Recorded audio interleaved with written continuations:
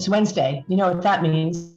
Time for the Southern California Writers Association Hump Day Book Tour. I'm your host, Maddie Margarita, here with Diana Pardee on tech. Every Wednesday morning at 10 a.m., the Southern California Writers Association turns our page over to a new and different writer to talk about their work. This morning, we're welcoming Tommy Anderson, which is so appropriate. And when you hear a little bit about him, you'll understand why. We have Veterans Day tomorrow, so we'll talk a little bit about that as well. Tommy is a multiple best-selling author, screenwriter, motivational speaker, and co-host of the Take It Back show with Tommy and Tina on the IQ Podcast Network in San Diego. An accomplished screenwriter, he has written and is a producer on Life After Oblivion, a film based on his award-winning screenplay, and PTSD, A Soldier's Revenge, which he wrote and is currently in production by Panther Trail Films, Hollywood. Tommy received his first directing credit on the pilot series, The Tale of Richard Pic, and is routinely cast as an actor in commercials, television, and film. He's a founding member of VetPics Film Productions, an all-veteran independent film company, which produced Life After Oblivion and was seen as the face of the national Spotify commercial as the man with the dancing dog. Now, not many people can say that. His best-selling novel, Haboob Wind, is now a screenplay, and his new novel, 2 Million Steps, is currently in production. Wow, that is some introduction to get through and some life to live. So we're so excited to have you, Tommy. Welcome. Oh, Maddie, thank you. I'm so happy to be here. We were talking a little bit beforehand. There's so many things in your life and in this intro that we could spend a lot of time on. So since we only have 15 minutes, we're going to just try and distill it down to a manageable couple of minutes. Okay. We're going to distill your whole life into 15 minutes. So why don't we talk about your books and start with that? Was Haboob Wind your first book? Haboob Wind was my first book. I wrote it in 2017. It took me a couple years to get to the point where it was published. It was a bestseller on Amazon, and I had reached some offers to have it turned into a film. So I ended up writing the screenplay for it, which was considered by actually Grindstone at Lionsgate, but that was right at the beginning of the COVID pandemic, and so they weren't vested in making any type of films that might be too costly. So I'm going to probably represent it again to them after the first year. Wow. Okay. So, and then your current, well, give us a sense of the story. Well, the sense of the story is about it's kind of a military law enforcement story about terrorist sleepers that infiltrate within the country, within the military, law enforcement, government, and they come. What I said is on one of the anniversaries of 9/11, they come out of the closet and stage an attack in which they're able to neutralize all of the electronic systems of the country. And then the story is about, which takes place mainly in California, is about a group of heroes, mainly a woman and two guys who fight back with antiquated tools to fight a modern military that tries to take over the country. Interesting. Did they use electromagnetic pulse to neutralize? Oh, yes. Okay. That's another one of my nightmares, but we'll talk about that at another time. Okay. Okay. And then, so was that the first screenplay that you wrote? That is what started you? That's what actually started me into screenwriting. I'm very lucky, being a veteran. I'm also a member of the Hollywood American Legion Post 43, and out of that, I'm a member of Veterans in Media and Entertainment, which helps veterans in all different aspects of media and entertainment, just like it says. Through them, I was able to learn how to screenwrite. I was able to learn a lot of my skills that I use in filmmaking was through their mentorship and programs that they have. And I was very blessed to have a good friend of mine who is a veteran film director who basically took me under his wing and mentored me and taught me the fine skills of screenwriting. So I was very blessed to have that experience. So it's interesting. Talk a little bit about, do you wish that you had had the screenwriting experience before you wrote the book? Or do you feel like, or before you wrote the novel, or did you think that it happened in the correct order for you? I think it happened in the correct order. I didn't start writing until about 7 years ago. Before that, I did some magazine articles, and I kind of went back. I was kind of pushed by friends that say, you know, you should write a book. You know, you've had all these experiences. When I was in high school and college, I always liked taking the humanities, and my instructors had always said, you know, you should be a creative writer. Well, then life got in my way, and I was besides being in the military, I was a career firefighter medic, and so that kind of took up the primary time, and that put everything on the back burner. It wasn't until after I retired that I finally said I'm going to dive into doing what I've always longed to do. And by able to write a novel, I was also blessed. I got into a program for veterans who wanted to be authors, and I learned from them about creating a story. You know, in your storyline, you're making your antagonist, protagonist, that type of thing, and so it was a natural progression. And then when it came time to do the screenplay, my friend Peter Dwyer, who's the director, said, you are an author. You know how to write a story. You can be a screenwriter. It's totally two different, different skill sets. Right. And the biggest hang up is you keep on going back to the writing a book in your mind when you're writing a screenplay, and you can't do that. And so I was able to successfully, you know, divide it. When I'm in the screenplay mode, I write it as a screenplay. I don't write it as a novel. And I think it forces you to be a little more disciplined. Yeah, as a screenwriter. So talk about the film Life After Oblivion, and is that the film that you're working on now? No. That's the previous film. That's a previous film. That's Right. the first film that I had that was actually filmed, and I was a producer on and an actor.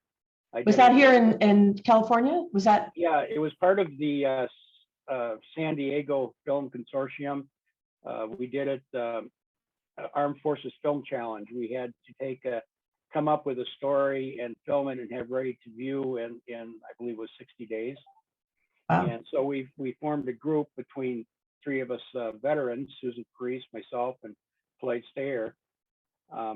And we took an adapted story. I had to adapt the story into a screenplay, which I did. And then we filmed it. We had a cast, we had a film, we had to do everything. And it ended up being shown at this year's GI Film Festival in San Diego. That's fantastic. And the film that you're working on now is? The film I'm working on now is called PTSD-A Soldier's Revenge.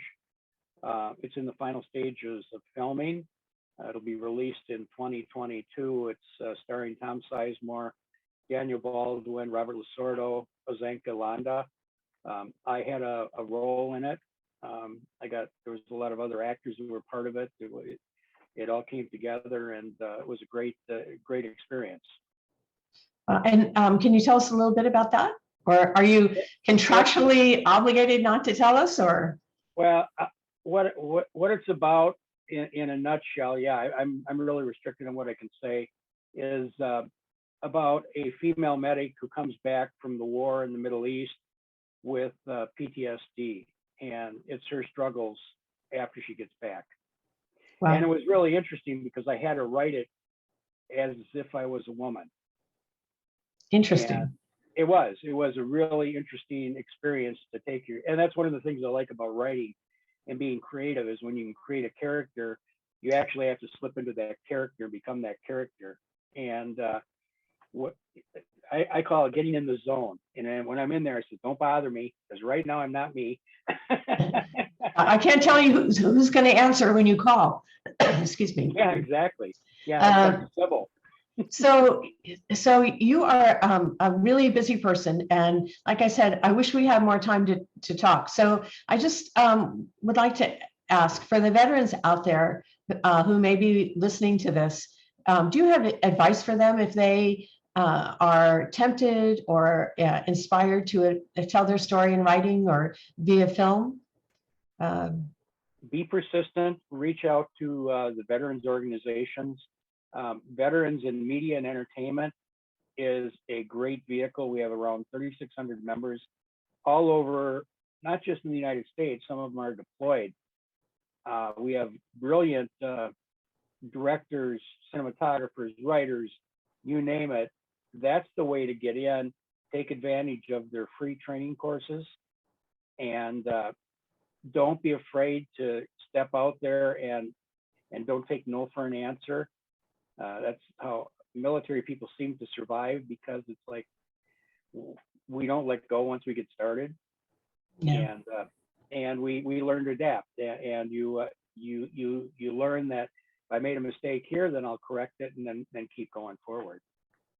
Yeah, be brave and don't volunteer. Exactly. Yeah, absolutely. That's I'm an Army brat, so I know that. Oh, okay. So also, let's finish up. We just we touched briefly really on your book, which has a great cover. I see it above your head there. Yeah, my other one isn't up there. I actually signed it and gave it to a friend of mine. I got to get some more in. So tell us what kind of experience writers can expect when they read the book. What they can experience the story. I like it to be character driven, where you care about your characters and what happens to them. And my newest book, 2 Million Steps, came out in March. It went to bestseller within 2 weeks, and it's still in the top 100 for on Amazon for military regiment histories. It's a historical drama based in the Civil War. It follows 2 soldiers from the beginning of the Civil War to the end, and it's basically about their life through that time and what they're experiencing. And by far, I always thought Haboob Wind would be my favorite, but 2 Million Steps is, because I put 10 years of research into that, and I finally was able to get it on paper. And I was actually asked by the actor Daniel Baldwin. He's the one I gave the copy of the book to. He says, "Is there a movie in here?" And I said, "I think there could be." Oh, wow. Okay, so you are just creating jobs for yourself all over the place, Tommy. You never know, because it's I'm sure, as you know, and other writers in the group know, that all of a sudden you're bombarded with I get envelopes and say, "Would you please read my manuscript? Tell me what you think." Now, I appreciate people doing that, but it's like I'm trying to do my own stuff. And it's really hard. It's really hard to. I'll do for a close friend or something, but it's really hard. We have to pick and choose. We get to a certain point where we have to pick and choose what we do. And right now, and especially being older, our time in the business is shorter. So we have to do as much as we can in the amount of time that God gives us. Yeah. That's true. You know what? That's good advice to close on, doing as much as we can with the time that we have. So, Tommy, where can people find Haboob Wind? Where can they buy that? They can find Haboob Wind and 2 Million Steps, 2 Million Steps, on Amazon.com. It's also on BarnesandNoble.com. It's on a couple other sites I can't think of offhand, but it's an Audible, Kindle, and hardcover, softcover. You can also go to my website, which is www.thetommyanderson.com. There's links on there to where it can be purchased. And well, thank you very much. If it was up to me, I would call that website The Tommy Anderson, but that's the Tommy Anderson. Anderson works also. All right. Well, thank you so much for being here with us today. For anybody who's listening, if you enjoyed today and you would like to share this video, you can share this particular video on Facebook, or in maybe a week or so, you can go to our YouTube channel, which is SCWA Writers Online, where you can see interviews, this interview with Tommy, as well as interviews with other authors. So we thank you for joining us this morning. Also, if you are on Facebook with us today, Tommy has agreed to go to the SCWA Writers Room, Debbie's room, and he'll be with us for a few minutes afterwards. So we could talk about the interview, his career, and all the exciting things that he's doing. So thank you again, Tommy. We appreciate your time, and we will see you all soon.